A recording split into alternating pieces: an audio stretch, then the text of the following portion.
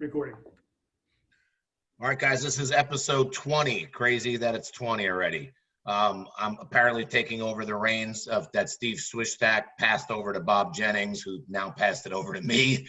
And obviously, I just want to get the show going so I can go to sleep.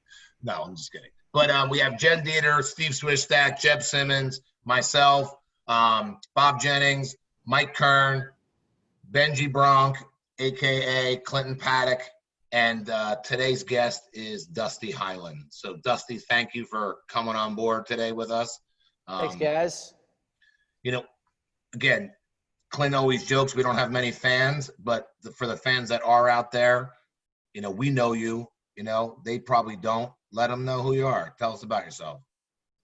My name is Dusty Hyland, co-owner of Dogtown CrossFit, Dogtown Strength and Conditioning for 10 years in Los Angeles, California.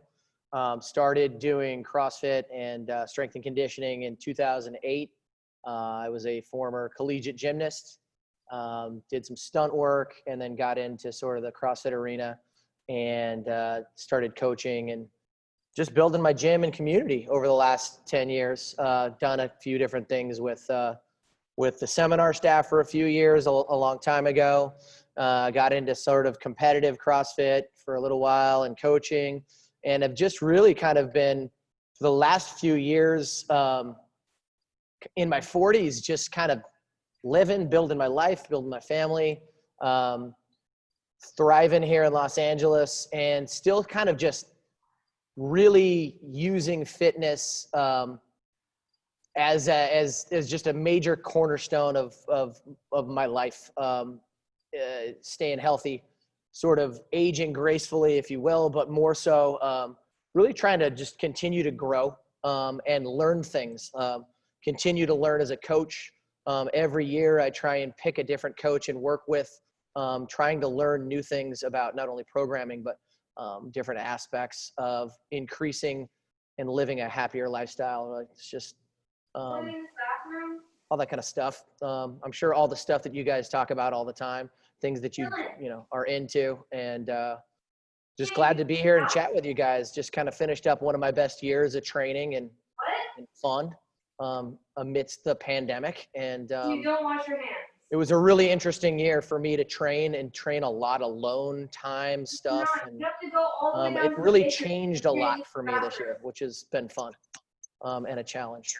Yeah, so Dusty, that's what I want to tell. Who's that kid in the background? There's always something going on with you over there, Jen. Dieter's house. Sick kids, powering up over there. Come on now. Hey, right? Don't use my bathroom. You can't touch anything in my room right now. He's poison. I know. We're in the bathroom right now? No. That's awesome. So Dusty, it is stuff that we talk about a lot, Yeah, I mean, you did start competing. You went last time you were at games. What year was that? 2015? 2015, yeah. So I've been coaching. Yeah. Go ahead. I'm sorry. So 2015, okay, obviously you're at the peak of it, and then you kind of disappeared in a sense from a competitive standpoint. And like you said, life came on, you started taking some of the athletes on and coaching from that standpoint too as well. Was the mindset this year to make a run at it? Yes, I think that I looked at, turning 45 and said, it'll be my best opportunity to try and make it back to the games. And I kind of dangled that carrot out in front of me, but I just changed a lot of things this past year as well. And some things in my personal life settled down, things that we don't really talk about that happened over the course of 4 years. Right after 2015 happened, and the CrossFit Games happened, our lease was up in our current facility. We decided to, we didn't decide. We basically got booted out of that facility. So we were in a mad dash and scramble to find another space. We did. We had a massive build out that cost a ton of money. We got into a legal battle that ensued with our landlords that ultimately we won in court 2 years later. So there was just a ton of stress and weight that was put on not only our business, but, that just sort of just kind of sucked the fun out of a lot of things that I wanted to focus on in terms of training. I did continue to work out and train, but I was just trying to not only keep the doors open, but pay the rent and feed the family and keep a good head about all of those things that were happening. And that was just one of a series of things that happened over that period of time. We then tried to open another facility in 2018. So right after the legal battle was shut down, I said, you know what, let's try, we have an opportunity. We're going to try to expand. And we opened a satellite gym 10 miles away in Los Angeles. And while it was going okay, I decided to pull the plug on that last year. We were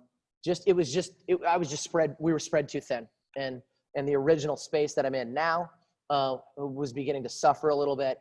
And we said, you know what, we're going to shut that down and I'm going to come back home and just refocus our efforts in the space and do it the best possible way we can here in this space and provide better training and a better experience. And by and large, it paid off until the pandemic hit. So, there was a lot going on from 2015 to, basically a year ago where things weren't in place for me to focus on doing me as an athlete. So, those are elements that come into play, and they aren't excuses. I mean, I don't have any kids, so you guys are balancing probably even more than that in your own lives and doing stuff. So I commend you all. Actually, I'm like, dude, I don't even know how you guys pull it off. I'm with you on that for sure. I don't know how you do it. Right? I had 2 fish die a week ago, things aren't looking good over here. I mean, that's all it takes. Like, just be really bad at parenting, and then you can focus on CrossFit. Just neglect the shit out of your kids and get back in the gym. Not just the kids, like your wife, your dogs, everything. They all suffer. Let them go. Yeah. Dusty, you touch on something that I totally agree with, and I think the master community, that's part of what I even am that much more impressed about the master community is, we do have a lot of things going on, and we have a career pretty much, I mean, some people are even thinking of retiring at this point, but we have all that stress. You guys have grown kids and there's a lot of stuff going on. And listen, running a gym and owning a gym, because a lot of us have either been through it or are currently doing it. Yeah. And trying to be an athlete is really tough, like, hey, I got to work out at this time, but there's money doing a session right there with a one-on-one or whatever the case may be. So yeah, I'm always interested in the challenge that athletes at our age have, whether it is kids or business or whatever. It's impressive. I think so. Yeah. The mindset changed dramatically for me last year. And again, it's probably because I knew I was aging up and I was going to have a good shot at it. But I literally just set everything aside and I said, I'm going to work with this guy and I'm not going to do comp train, or I'm not going to follow a standardized program for elite athletes. I'm going to have somebody write programming that I trust. I'm not going to write it myself. I'm not going to do a hybrid of anything. We're going to periodize this thing. We're going to work on my weaknesses primarily. And I'll tell you what, it's fucking boring to sit on the assault bike on Tuesdays or run on the assault runner. And you know what I'm talking about, Justin, and you know what I'm talking about, Bob, or hitting a 60-minute row and hitting your intervals the right way and understanding what, your lower aerobic threshold is and finding it and getting in the zone and doing the right things for the right reasons. We all know what to do, but being able to set that time aside, those 2 hours or 2.5 hours, if you could fit it in that window, and then get your nutrition in a place where it's actually functioning and you're still managing a gym and you're doing all these other things or having children and raising them, Jen, which is insane to me. And being successful at that is crazy. So I got into a mental place where I just had committed and then I stuck with it. And even after the pandemic hit, I was like, I'm going to the gym. If the gym is closed, I'm working out. I'm not changing my routine. We're going to do this shit and let the chips fall where they may. And, the minute when the pandemic kind of fell on us, nobody knew what was going to happen. Everybody was scared. Everybody, we didn't have any data. We didn't know what was going on. And I just knew for my mental and physical health that if I didn't work out, that if I didn't hold true to my beliefs of things that make me happy and continue to live, that I was going to be worthless as a coach, and our business was going to suffer even more. And well, we've had to lose most of our coaching staff, and we're basically holding this place together till we can figure it out. But we're not in that bad a place, even though we're only doing park workouts and some Zoom classes. So, that I honestly take just the strength of being able to stay disciplined with my stuff and enjoy it and know that I have that to hang on to drive me. And I'm sure all of you guys do something very similar, right? Yeah, for sure. Steve, go ahead. You were going to say something, Steve. No, I mean, Dusty, just looking at your background, you've coached some really high-level athletes over the years. Right. I mean, I think we all know what the major differences are between what we do as masters and what they do as individual younger athletes. Mm-hmm. But you've had experience with those guys. What do you see as the big difference? We talk a lot about lightening the volume, taking more rest, doing those things that I think masters forget about. But what do you see as kind of the clear difference between the people you've coached to the level you're at right now as a masters athlete? I think I do it better than they do. I know that sounds really, really cocky, but I'm telling you right now that I know more now than I did then, even when I was coaching them. And that the discipline to go to sleep at the right time, to get enough rest, to eat the right things, to know, how much food you should be consuming based upon the amount of energy you're expending in a given day. And how those things can cascade in a negative way, or if you're not recovering your body and your central nervous system is always in a fatigue state because you're overtraining.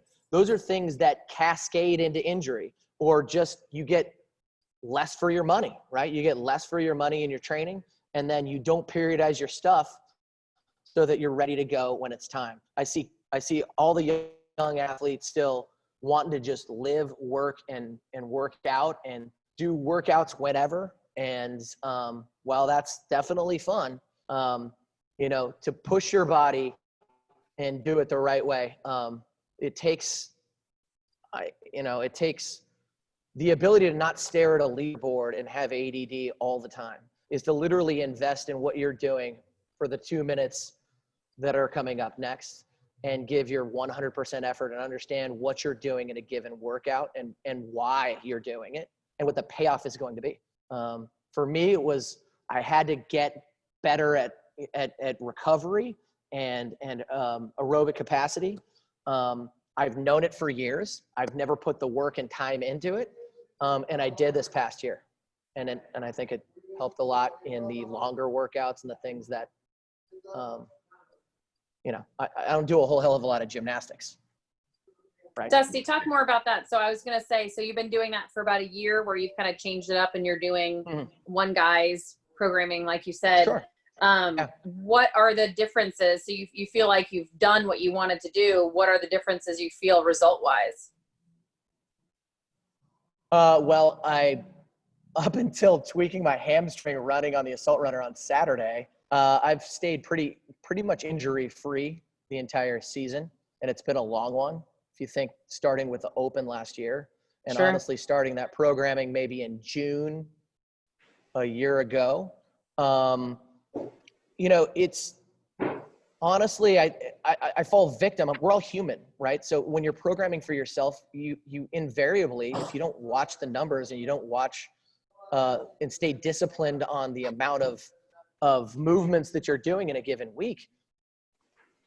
I love doing gymnastics. So I overprogram it to a fault, even for me, because that's what I like to do and that's what I'm good at, right? And moreover, so just understanding how energy systems work and really applying the knowledge of low aerobic work and how it helps your central nervous system recover, and understanding how to push and just developing the different paces that we all need to be able to do, not only on the assault bike, but on the runner and on the rower, and how that comes into play when you're doing mixed modal work, right? When you're in a triplet and hey, that sweet spot is that 12-minute Metcon, because that's what's going to come up 9 times out of 10 in the Open. And that's the time domain that I got to be able to push and push hard for the entire the entire run. There's so many different ways to skin a cat, and it doesn't have to be with heavy weight, and it doesn't have to be with gymnastics. Yeah, Dusty. I mean, we all said it, and you just said it again. Do you coach some of your athletes to do that, to start to like really start thinking about how they feel on workouts? Because I think everybody just thinks volume. Hey, Yes. we got to do 5 workouts. We got to do 10 workouts. People are, but you know, like you said, it's the boring stuff. I'll get people that are like, hey, I want to be like you. And I'm like, no, you don't. Like, this isn't fun. You know, like this is a grind, and it's no fun, and you're not going to have any friends, and you're going to need somebody to be, close to you that's going to support you, but yeah, go ahead. Say what you were going to say. I was just going to say that I think that like there's this 5-year window where you get young athletes and they come in and they need to build that strong foundational base, where you're gonna do a lot more basic barbell lifting, and we're gonna get our numbers up to a level that is commensurate, and then we can begin to sort of level up again. And when I was coaching at the peak of some of these guys at the top 10, I was trying even back in 2013, 2014, 2015 to get them to buy into these concepts of understanding, not only recovery, but they would just ignore me. Straight up. I would be like,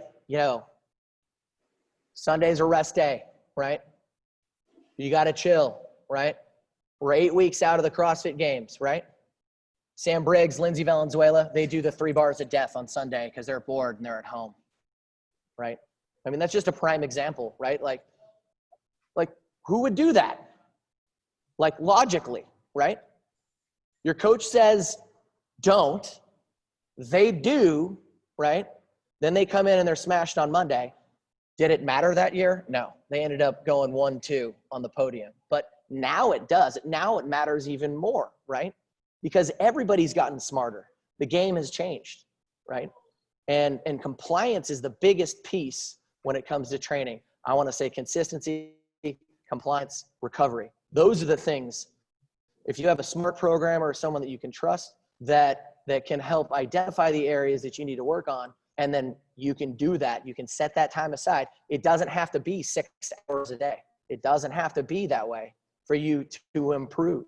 And if you don't leaderboard, I know this sounds crazy. If you don't leaderboard all the time, if you don't watch Nick your ranker snatch and then go snatch, right? And you're focused on just getting a little bit better every day. I know I sound like a 60-year-old strength coach. Then all of a sudden, you're going to be where you want to be, and you're not going to be injured. But we also use training as a crutch to de-stress. And that's when it gets dangerous, right? I mean, I'll give you an example.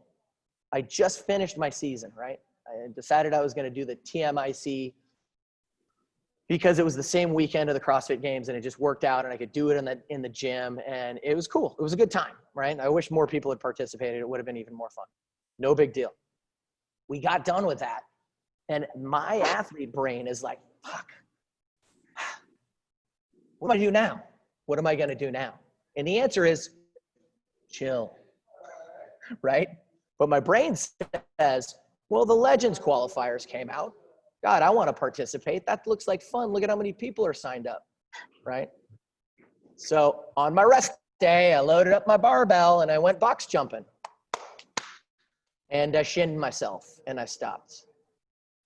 I fell off the box and I shinned myself. And I looked at the box and I looked at the bar and I said, well, this is probably the dumbest thing you've done in a while, right? And then I was like, all right, chill out. Chill out. Then you sent me a text message telling me to fuck off. Then you that was probably the order of how it went. But yeah. I blamed you for a minute, but it was only because. Of course. I mean, you have an invite. You don't need to do them, but you couldn't turn off the athlete brain, right? Right.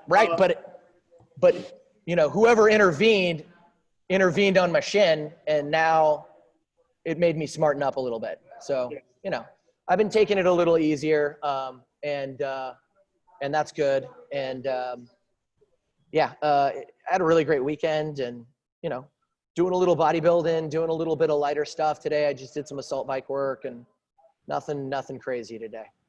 I think that's part of the beauty of it as we get older, at least for me, and it sounds like you're kind of experiencing it too, is when we're, you know, the younger kids, athletes, whatever you want to call them, if they miss a day, they're like, oh my God, I didn't train today, or I missed this part of the programming or whatever. And, you know, whether it's because we've been exercising for so many years, or we've got this, you know, muscle memory going on, or what have you. I mean, I have learned I can take several days off and still be okay. Right. Whereas even just a couple years ago, I would be like, oh my God, I took more than one day off. What's going to happen? What's going to happen? I'm not going to be able to breathe the next time I have a Metcon, you know, that I've got to get after it. So. Yeah. I think. Go ahead, Bob. Sorry. Well, I was going to say, I mean, you've hit on a lot of points that not only apply to highly competitive athletes, but it also applies to the regular masters that show up to the gym every day that, you know, constitute a lot of the people that actually listen and watch our podcast here, right? Yeah. And it, you know, recovery is the most important thing that you can focus on as a master, right? I mean, it's sure, you have to have the foundations. You have to know how to move a barbell appropriately before you start to, you know, snatch or clean and jerk or thruster or deadlift or whatever, you know, but you get past those foundations and it's really about, what do you put in your body? How much sleep are you getting? You know, are you doing too much, right? I would say the average masters CrossFitter does too much. You know, if they're coming in 6 days a week to the gym, they're coming in too much, man, right? Like, Yeah, spend some 100%. time outside of the gym. Go for a hike, you know, go do something else other than beating your body to death doing Metcons. Right. That's not going to make you fit for the rest of your life. That's going to start to wear away at your body. Right. I think the other part to that is something I know I've talked to Jeb about. You know, when you start following everybody, you know, like Dusty, you tag us on everything, you know, and Yeah. I'll see it and I'll be like, look at this fucking guy, huh? You know, like, fucking assault bike, hang clean in 270, you know? I mean, like, you know, people see that. I don't care what age level from a competitive standpoint, they're all doing it, you know, in every sport. So, you know, and that gets some of these athletes thinking, hey, you know what? I got to do more. I mean, this guy's outworking me over here. I got to go ahead and get on the assault bike or do this. I think from an athlete standpoint, at a high level, you almost, or even in a member too, they need to hit rock bottom. They need to figure it out themselves. That I honestly think it comes down to, like, you can sit there and tell all the athletes you've ever had over and over again, but until it clicks for them, I see it. We all see it. You're talking to the guy, hey man, lighten the load, take it down a little bit, and you turn around and they're at him like, fuck you, I'm gonna show this guy, and it's dangerous, you know, and it's unfortunate. But I think it happens. What's interesting too, Justin, about what you just said is, like, for a long time, we had a great coach who was sort of our head coach and was the director of our programming, and he would write all original programming, and it was great GPP stuff. And then when the pandemic hit, I just decided we were going to contract, and I took it over, and I changed everything. I really slowed things down. I cut the volume down. We sort of started doing a little more unilateral work. We did a lot more, you know, like midline stuff, not so sexy stuff, right? And then we, you know, hit some CrossFit workouts, maybe 1 or 2 a week. And the rest of it was literally like interval-based training. And everyone started doing really well. And it was helping their stress level, what I could understand. And then the real maniacs started working out on their own. And lo and behold, the injuries, you know, begin to pile up, because we're in a situation where we have a lot of clients here in LA that are scared of the pandemic, don't want to come to the gym, that hold up in their houses. They have enough money to have a little bit of equipment, and they just work out. They work out, right? Like, so there's that problem. It's sort of an extra layer with a pandemic that is going on that I find a little crazy for sure. The other thing is, this is really, really interesting, and I think it'll take our talk a little bit farther along. But I got a private client that was recently recommended to me who, he's 34 years of age. He just got out of the Navy a few years ago. He was let's just put it to you this way. He was in a very high stress, high combat job, right?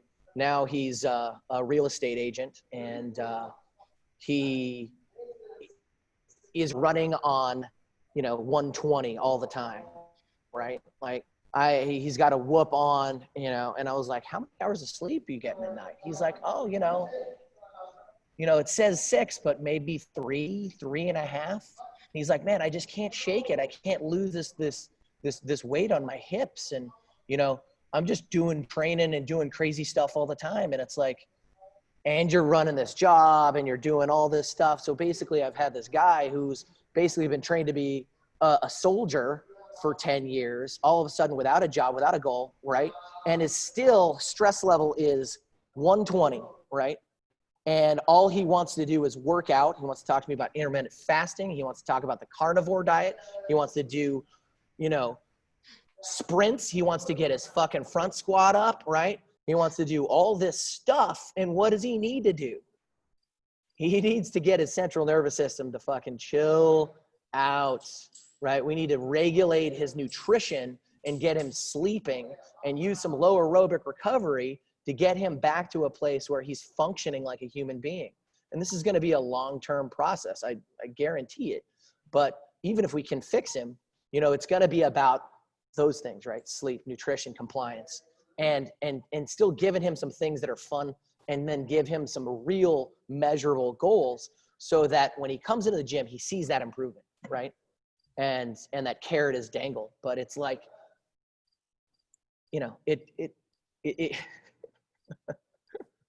it's so simple, and yet it seems so complex, right? Yeah, I mean, we all see it in the gym from the standpoint of, just members. I mean, hey, I saw the CrossFit Games on TV, and I want to do that, Right.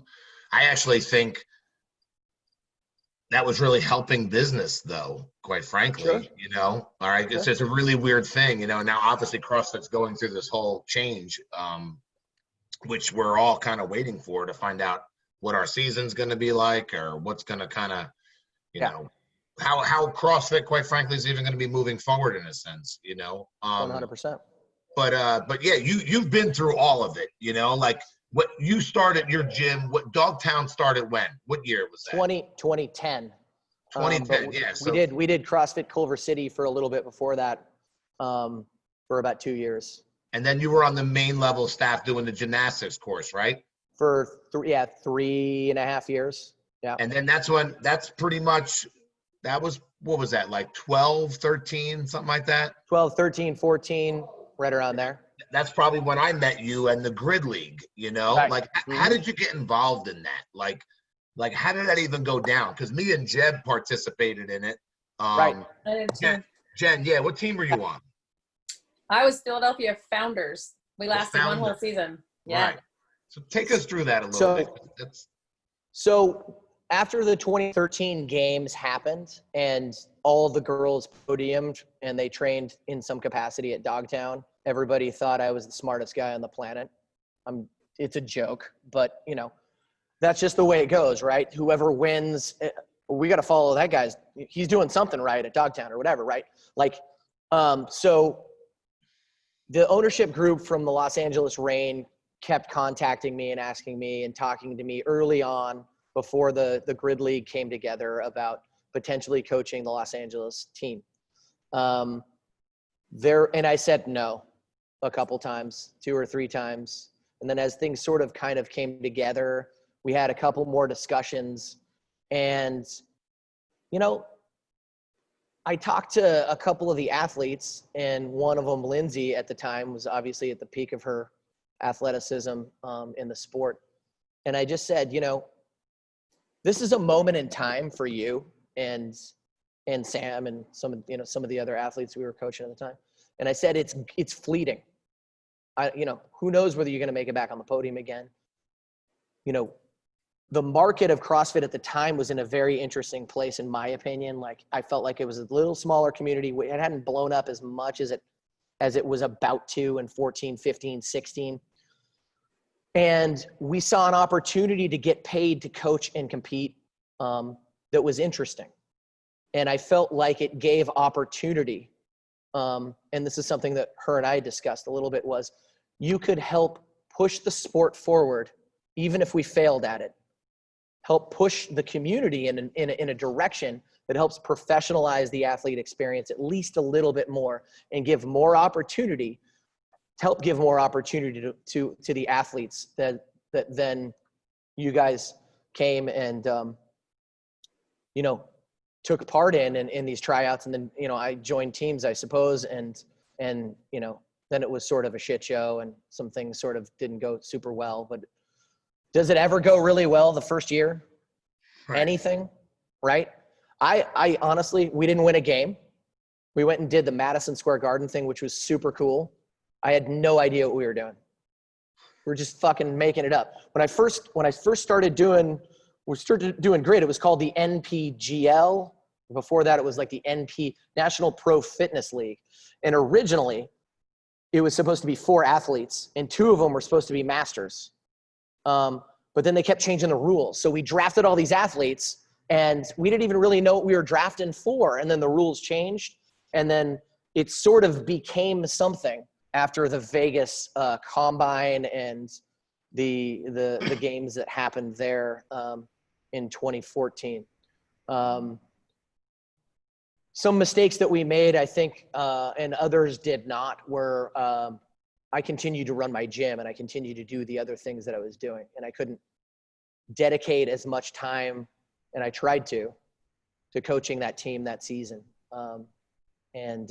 Looking back on that, how do you know? How do you know? How do you know whether it's going to work, whether it's not going to work? We had the CrossFit Games that year. I had Noah there, and Kenny, and Tommy Hackenbruck, and some other folks, good friends of mine, working with, and it was just a crazy time.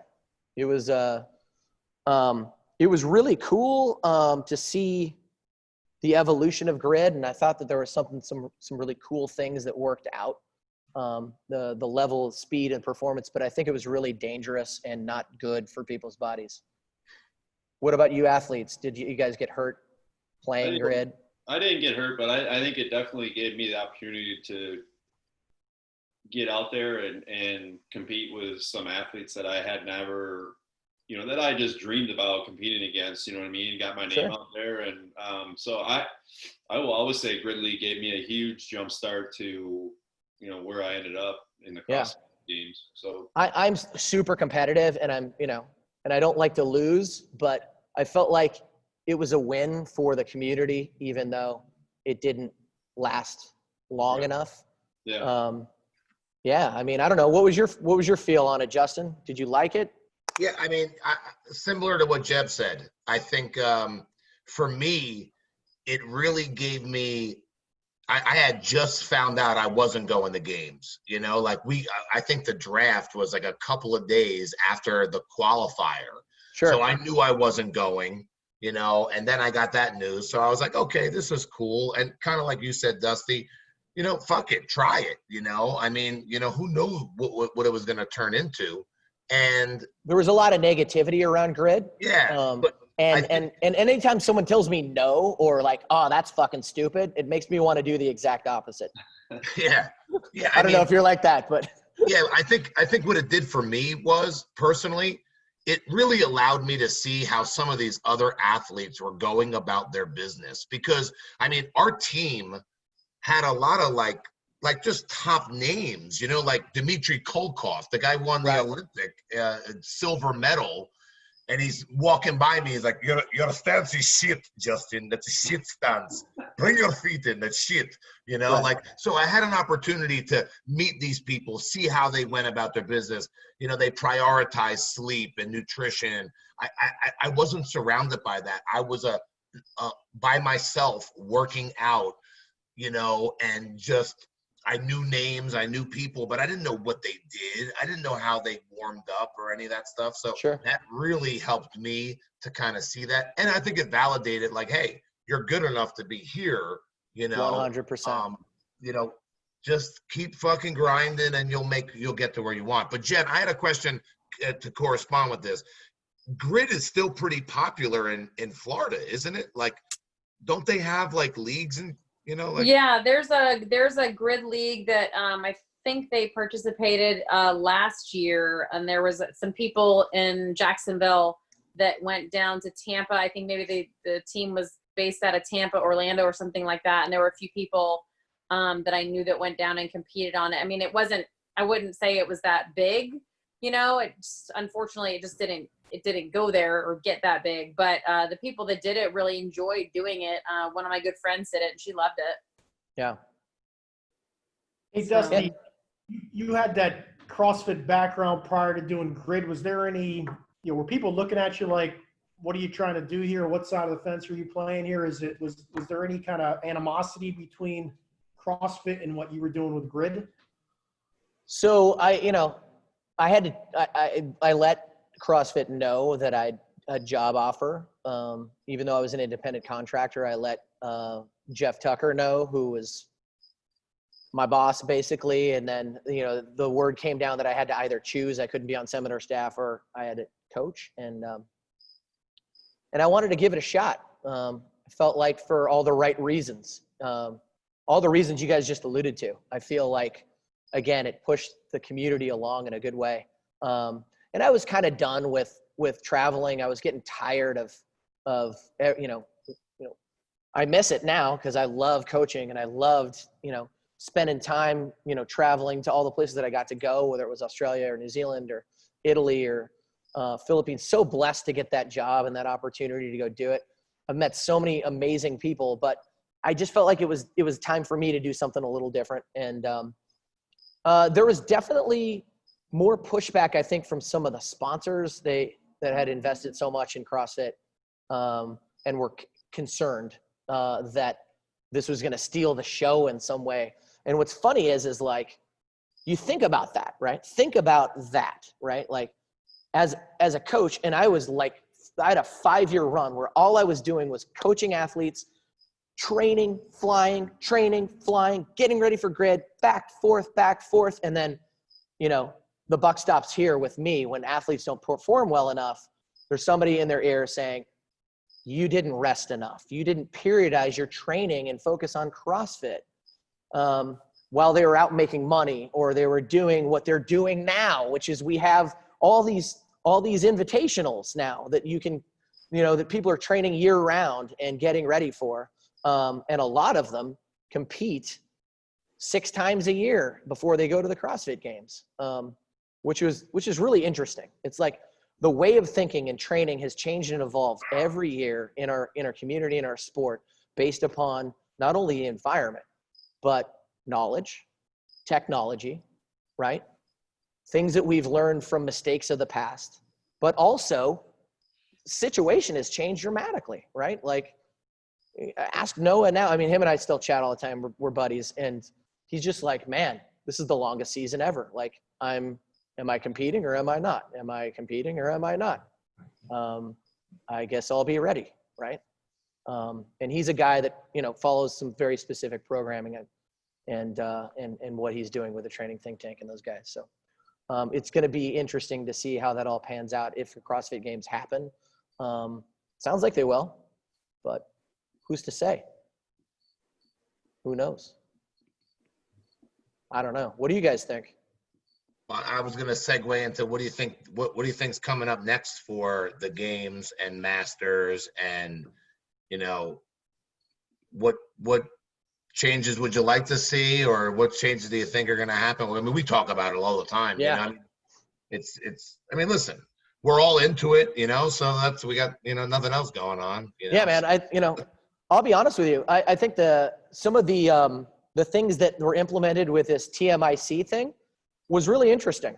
It was kind of a pain in the ass at first when I was like, oh shit, I got to build like a Like I got to make a little marker on the floor and I got to set my equipment up just right and all that stuff.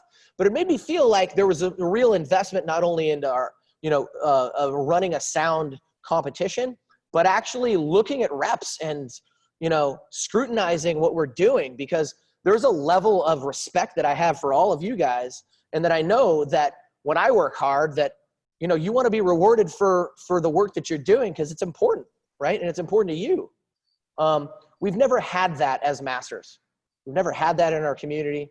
The open goes and it's done. And then we have our qualifiers, and then, they review some videos and that's it. I mean, I'd love to see, I honestly think we're at a level now where I feel like we were kind of carted off to the side years ago. They're like, oh, the masters, they're old, they're kind of broken, they're not exciting. I think that there's 50% of our community in the CrossFit world is 40 and above or something crazy like that, right?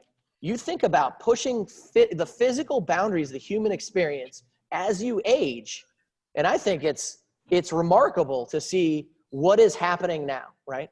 What is happening now with some of you guys. I'm blown away, Justin, when I watch some of your workouts. I'm like, holy shit, how did you do that fucking fast, right? But I think that there is something about that. We're in a time where people are fucking out of shape. Sacks of mayo, walking around, right? Barely functioning, right?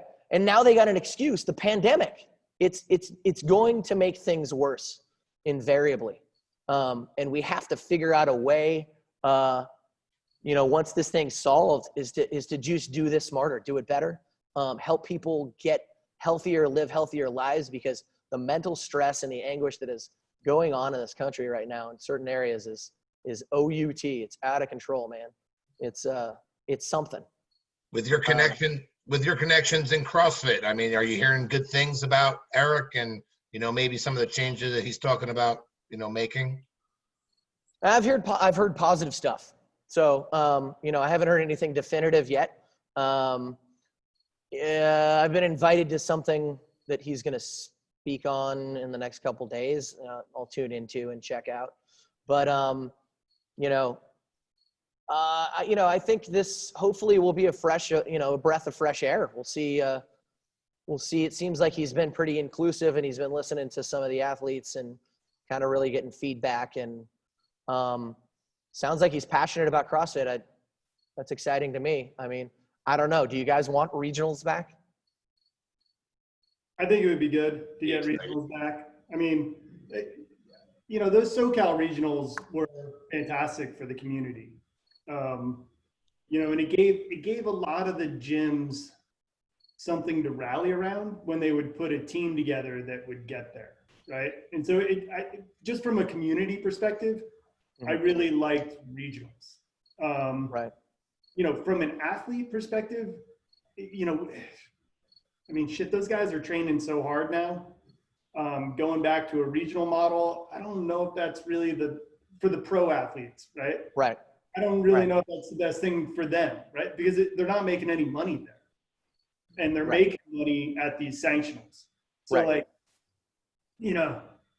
selfishly, as a fan of the sport, as a fan of the community, I'd love to see it come back. Del Mar was just such a great place to have that. And, you were obviously there every year, right? I mean, that was a cool experience. You're right on top of the floor. Everybody from SoCal was there. It was a good time. But, to sort of, I agree with you. I think that they're super, super fun, great experiences. I think they're great advertisements, if you will, for strength and conditioning and CrossFit and fitness.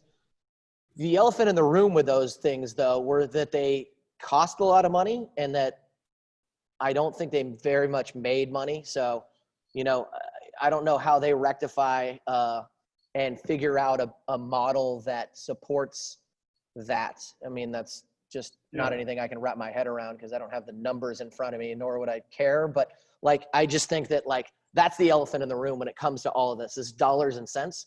And what makes sense from a community perspective, for sure, is support, right? And and recognizing the regional athlete. I think that's something that is would be very good.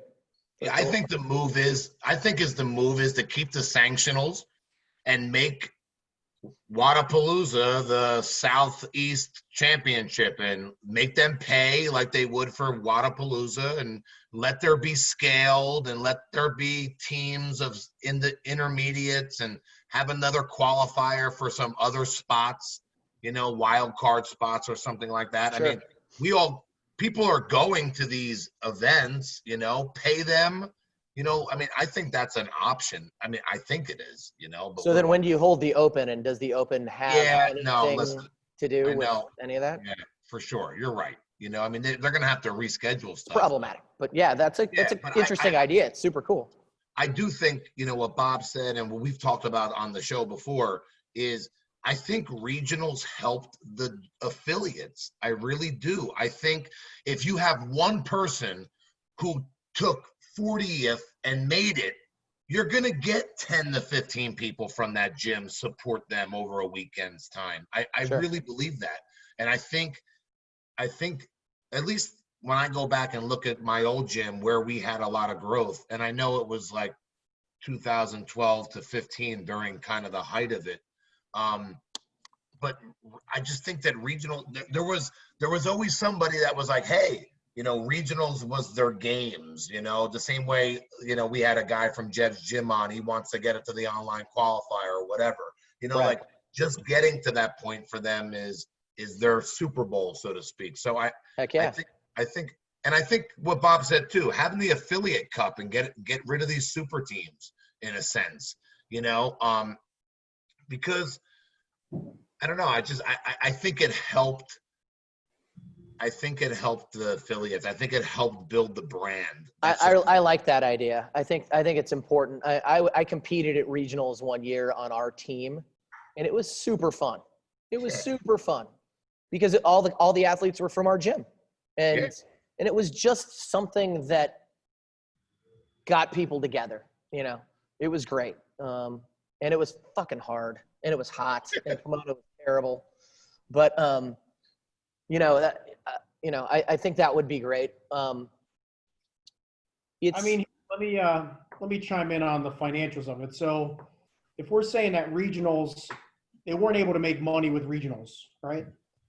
So The only one that ever, sorry, Steve, the only one that ever made money was SoCal. yeah, so you're running Legends, right? And you got all these sanctionals going on. I mean, what do the financials look like on something like this? I mean, are these the people that are running these events, are they really walking away with, wow, this is worth my time and effort? I mean, if we shut it down on the CrossFit side, why is it all of a sudden such a moneymaker for all these other people trying to run them? I guess that's the question I have. So look, man, I've told you guys 100 times, right? Like I do this as a passion project. I don't make a fucking penny off of this, and I put a lot of time and effort into it. I don't know how these guys make money. I mean, it's on scale, right? Because for us, it's just me and Joe. Right. We don't have nobody's on salary, nobody's, making any money off of this thing, right? And we put everything back into the athletes. But like Loud and Live, that's a whole big company, right? And I'm going to request their tax returns. Yeah. They gotta, it has to be that they're spreading it out over 6 events, right? I mean, they have Wadapalooza, Granite Games, West Coast Classic, the thing in Mexico. I think they got one other, right? Otherwise, man, Mid-Atlantic. What's that? The Mid-Atlantic. Is that theirs too? Oh no! You're talking about Loud and Live. I'm sorry. Yeah, just Loud and Live. Like I scratch my head every day, Steve. Like I have no idea how they make any money on this thing, but Right. That's their business too, right? I mean, I'll be the first to admit running events is not my expertise. So Yeah. I'm sure I'm not doing it in the most efficient manner. Well, so there's that. I mean, regionals could definitely help the affiliates. Affiliate Cup could definitely help the affiliates. I think that rolling out some sort of support for the affiliates in terms of more education, I don't know. I don't know how commercials work, or whether setting the tone for people coming back into the gym, getting off the couch and getting in shape, would do it. I don't think that necessarily the living room couch scenario worked super well on the main site, but maybe it did. I don't know. How do you drive people to make a choice that is a tough one? Because let's face it, getting in shape ain't easy, right? And getting started is what we need, because in my experience over 10 years, you can have 10 people come into the gym and one of them move the slowest and literally process information the poorest, and they could be the one that stays for 4 years, right? And you can have somebody that can already snatch and, just for one reason or another is mentally incapable of showing up on time and being diligent enough in their life to do the job. And it's very difficult for us to weed that out because you don't really know. You don't really know till you start to see what their behaviors are like, and you can track it and you can get them going. But we need help getting people in the doors, because I honestly think once this thing's over, it's going to be they may just show up, but the more education that we can put out that shows that CrossFit isn't dangerous and that it's a good place to start. I still get this to this day. I'm not ready for your gym yet. I'm not ready. I need to go do Orange Theory for a little while, or I need to go to F45. I'm not ready. I've watched your videos and that's scary to me. I have friends that I've known for 10 years that won't come to the gym because I don't want to lift weights like that. My parents, to this day, they're in their 70s. They're like, you don't need to be lifting that heavy a weight. I'm like, okay, Dad, you're 78 years old, right? You need to go for a walk. You get out of breath when you're walking the dog, right? Right. So we know the truth, but how do we convey that to the masses? Do you think we even need to? I think we need to. I think though that it's happening a little bit already. So in Florida, because gyms have been open for such a longer amount of time than some of you guys have been open too, but I'm definitely seeing more members joining that are they're not athletes yet, or they were a long, long time ago. But even some of my patients are being more open to joining because they're we just got a whole slew of 3 women who are moms who had been going to the Y, and the Y isn't allowing childcare anymore. And so they're allowed to come to our gym. The kids have to stay in their strollers because they're little, but the moms bring an iPad. They're like, whatever, the kid can be on an iPad for 1 hour locked into their stroller. They're allowed to go to some of the slower classes where there's not as many people, and the moms are super happy that they can do that. So, there's chatter happening where these are women who have never lifted a barbell before in their life. They're doing the 17-pound bar with wooden plates and they love it. Right. Which is fantastic to see more and more people because of all those same things, like, oh, I need to do Orange Theory before I could come, or that sort of thing. So it's interesting because of the pandemic. It seems like there are more and more people who are starting to want to join a CrossFit gym who maybe never would have before, because it's like, well, hey, this might be a good option for me. And I think they see the results, right? Especially females. I think there's that negative that I'm going to get bulky and look like a man and all this other stuff. All right. And I think there's just so much lack of understanding on what it takes to lose weight. Everybody thinks I need to run, or I need to jog, or I need to do all this stuff, and quite frankly, there's some people that are so overweight that running is like the last thing you want to have them do. 100%. All right. So I think it's really important to show them that, hey, just doing some of these basic strength exercises that get you moving and start working your total body and controllable, quite frankly, because we can control the load, I think that goes such a long way. And again, Dusty, I think it is important because, dude, those videos were hokey, Yeah. I didn't even know they made gas tanks like that anymore. I mean, like, I mean, so, I mean, I get it. It works, but I don't think my father, who's in his 70s down in South Carolina, is thinking about going to the store and filling up water jugs and doing, deadlifting with them, I'll tell you what, I'm on this with you guys right now. And we had our 5:30 class show up. There's usually like 6, 7 folks show up. We load up some equipment. We take them over to the park. It's a block away. And I write the programming, and they're going to do a nice little couplet with a 100-meter turnaround run and what have you. There's fucking 15 people that just went out the door with dumbbells, right? So, the longer this thing goes on, the more people that are showing up, they realize that they got to do something, and it's happening. I hope that this new regime, this new cadre of folks, including the new CEO, comes up with some really interesting ways so that we can reach out to more people, because it's crazy, man. Yeah, People, the message minds need to change. The messaging from HQ really needs to be around, this isn't the first or the last pandemic, right? You're sitting around waiting for a vaccine to show up. Good fucking luck. Like, the way to take care of yourself long term is to build up your immunity through better health, right? And the best way to get to better health is through CrossFit. Like, that needs to be the message is being delivered from HQ. You're driving people into our gyms, right? I agree completely. How many people have parents that are still alive? You guys, everybody? Right.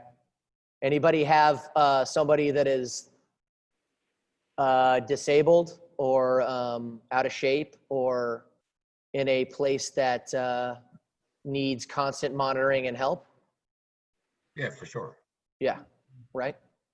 Like, my mom just had spinal fusion surgery last weekend. She's 250 pounds. She's been dealing with arthritis throughout her body her entire life. She's got, congestive heart failure. She's got type 2 diabetes. She just had spinal fusion. She's on so much medication because they've over-medicated her in Arizona that she needs to go to drug rehab after she gets out of rehab for her spinal surgery. Now, that's a whole lot to kind of swallow, but what I take from it is we are in control of our health and well-being. And what was told and taught to my parents in the past was that you listen to the doctor, you go see the doctor when you're sick, you do what they say, and you get better, right? Like, that's the model, right? But what wasn't happening for the longest period of time with her specifically was nobody was listening to her, and they misdiagnosed a bunch of things. And then they just ran her dry because it's easier to just feed people pills and let them sit till they pass away than to literally do what needs to be done. And we know so much more about how to help people now, that my concern is that we can help avoid some of that for a few, for 1,000, for more people, so that they don't have to live and suffer a terrible end. Because let's face it, we're only here for a little while, right? And we better figure out a way to do this so that more people can enjoy their lives. Because, man, this pandemic's like hammering a lot of folks. It's weird here in LA. I know it's different in different parts of the country, but here in our little pocket, we had a lot of people masking up and listening to some stuff and not doing a whole hell of a lot. Yeah, I think the key is, we've said it before, this is more of a health issue than a virus issue, because 100%. something else is going to come up. I mean, there's going to be, COVID-27 in a year from now. I mean, and then, even a vaccine, you see the statistics, people aren't even going to take it. Half the people are like, hey, I'm not going to take it, or, right. And I don't blame them in a lot of ways, I mean, who knows what they're even putting in there, Right. So, I mean, right. It's kind of crazy, I won't even buy an iPhone, like a new iPhone when it first comes out, because I don't know if it's going to work. Like, I'm certainly not going to fucking like grab some vaccine from Russia, right? And shut Right. that. Yeah. I mean, Right. Justin hasn't bought one for a long. What's that? What do you say, Swiss Tech? What's your what iPhone do you have? Like the 4? Like a 5S maybe. He broke his last one. He had to get a new one. I did. It was terrible. Oh man, The guy even looked at it. He's like, I didn't even know they made these anymore. that's awesome. And I was like, just give me the fucking phone, dude. Shut the fuck up. But yeah, I mean, Benji, you got anything? And Jeb, I don't know if you guys want to add anything here. I just want to say too, like I've been saying this for a while, like, not when the games got called off or whatever, like I've been training to stay healthy. So if I were to get sick, my body was able to defend itself, right? Well, I got sick last week, and in a way I kind of think it's a good thing. Like now I know what it feels like to have it. And I also can show people like, look, I got it. I survived. I'm okay. It takes you down for a couple days, but because I work out and take care of myself, like you can survive this too. You know what I mean? And so I don't know. I'm right there with you, Dusty, when you talk about like the health side of it. And I just got a text actually. A cousin-in-law who I don't know very well, who was in his 30s, who was living a pretty hard life, who did drugs and kind of, I don't know. He just passed away from COVID, which sucks. That sucks. I'm sorry. But it's how you choose to live your life for sure. And there's a lot of underlying issues that can be mitigated simply and easily by moving and doing what we're doing. And yeah, man. I love to work out though. I'll tell you that. Fuck, right? Oh man. So Dusty, what do you think about the Master Chatters programming we've been throwing out there? All right, all over the place. Some of them look fun, man. Yeah. That Legends qualifier looks fun. That 35 handstand walk looks fun. Terrible. Yeah, terrible. It wasn't as bad as I thought. I fucked up on the reps. I could get it under 9 minutes. I saw your post. That was fucking hilarious. I could get it under 9 minutes. I know I can. Right? Anybody who fucking miscounted 13 reps on the first movement. No, not the first. On the back squat, the third movement. And I told you, I wasn't sure where I was. I let Bart finish, and then I knew I was good. I had Ron. Ron and I work out every once in a while together, and he came over today, and we just did bench, and we did some strict weighted pull-ups and some assault bike work. And I love just to have somebody to work out with every once in a while. My wife does it sometimes with me. She fucking hates it because the training is terrible. But just having somebody with you made it so much better today. It would have been terrible to sit on that assault bike today. But we got a little bro session, so it was fun. It was a good time. Dude, that guy is a beast. Yeah, man. Dude. Following him on Instagram, Frick. he's pretty yoked for, how old is he now? 51. 51. And like literally like anything, like the rower, the assault bike, just like annihilates me. He could like literally stay up all night for 3 days and still beat me on both of those pieces of equipment easily. Like, well, Jeb, you know Ron, right? Yes, right? Yeah, they were like, when I went to the Grid League, they're like, all right, it's between you and Rod who's going to play. So we're going to put you guys head to head on a couple of workouts and see what happens. I'm like, Right. Against that guy? They're like, yeah. And Ron was like, yeah, they used my body for to model Superman's costume in the movie. Truth. I was like, Truth. oh, awesome. He's fucking like 6'4", 5, whatever. Like, he looks like a fucking model. I'm like, okay, let's do this. Yeah, he just like, it was the craziest thing. That guy is so fucking in shape and good. Like, But and he's a good guy. Like Ron's He is so competitive. He's 6'4", and like I got, you know, if I got a thruster or a burpee or, you know, anything like that, I got him, and he stays with me. Like, dude, it's crazy. One of the things I had to go Like, against crazy. him, Justin, was the one where it was the wall ball one. It was the heavy wall balls for Grid League. Yep. They're like, go against Ron, see who wins. I'm like, I didn't even stand a chance. It was over before it even fucking started. So Right. yeah, it's Crazy. crazy. Crazy. Yep. But yeah, I mean, Dusty, it's been great, you know, to have you on here. You know, I mean, we usually do about an hour or a little over that. You know, listen, I hope your gym opens. You know, I mean, I know Mike got some good information today, but Good. you know, you order those filters yet? I had them. I already had them. I installed them tonight. So I just want to know who's got air conditioning in their fucking gym. we don't turn it I do. on. Turn it on, but our members are going to turn it on now. I'm like, no, that's just for inspection purposes. Yeah. So We Mike, don't really use it either. did they tell you who's going to come and inspect? Is it going to be like the inspector for, you know, the plumbing and heat, like the main? No, it's the Nassau County, so like Department of Health. But I was on the phone with them today, and you know, they were like, most likely we're just going to issue the guidelines, and you're going to have to sign off that you're following them. They were like openly on the phone. They're like, we're not coming around to inspect. Yeah. Yeah, they're like, we'll make you sign a statement, but they were thrown off. Like the government decided them. Like they had no idea this was coming out, and like the onus was going to put on the local jurisdiction. So they were like, we'll deal with it, but we're not running around to every gym inspecting. Right. That's what they I did with feel like sports. I should have stopped hitting record maybe a minute or two ago, but You can cut it, right? No, that's all right. Right, Man, Clint? No one's listening. Yeah, this is super fun, guys. Thanks so much for having me on.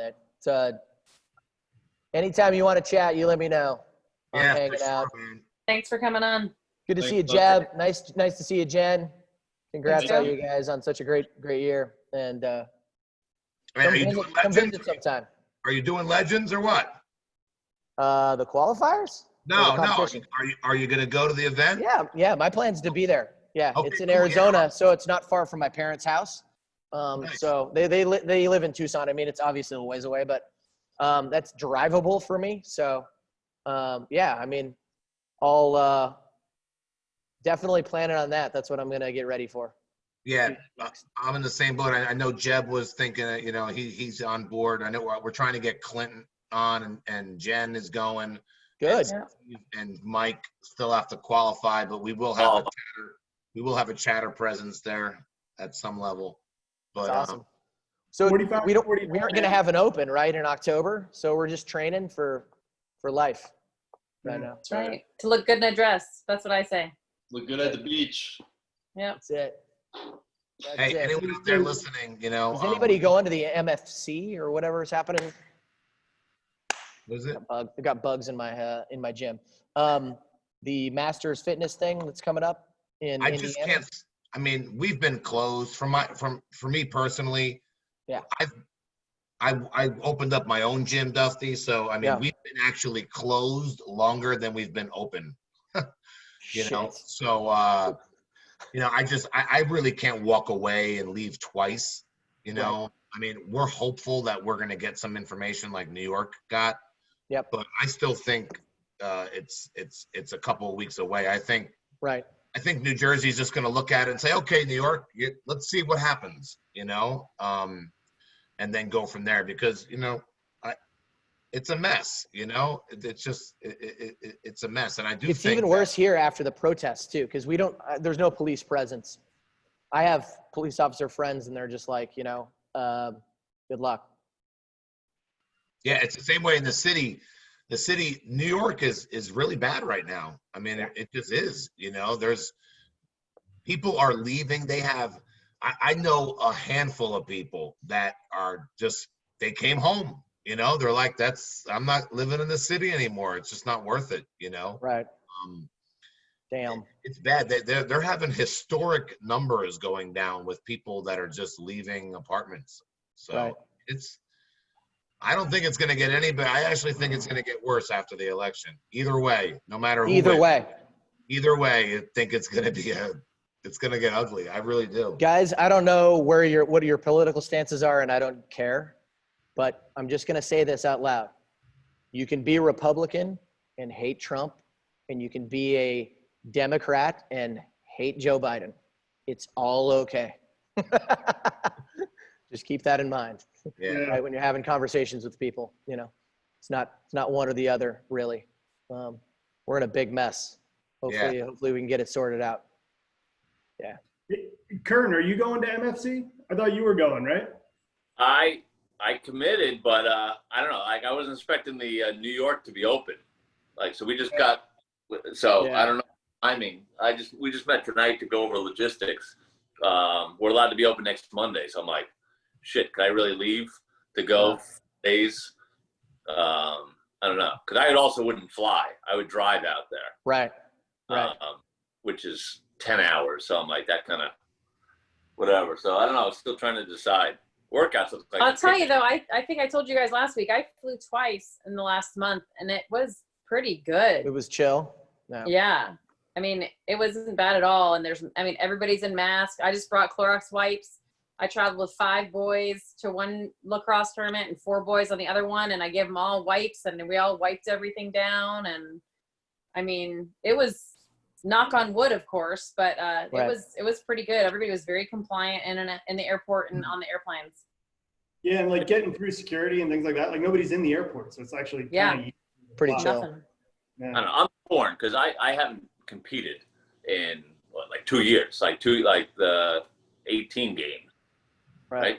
I did a team comp with Justin, and Steve last year, but that was the last time. I was like, I'm torn. I'd love to compete just to get out there. I admittedly would get my ass handed to me by these 40 to 44-year-old guys on these workouts. But I don't know. I'm like, I would love to go. I just don't know with New York opening and the gym. I don't know, maybe. Well, listen, I got to hop. I got to go teach a class. And again, this is super fun. Thanks so much for having me on. You guys are awesome. Later, Thanks Dustin. for coming. Thanks, man. We'll be in touch. All right. Take care, you Good. guys. Thanks. Thanks again. Later. Bye. Bob, you want to kill that record?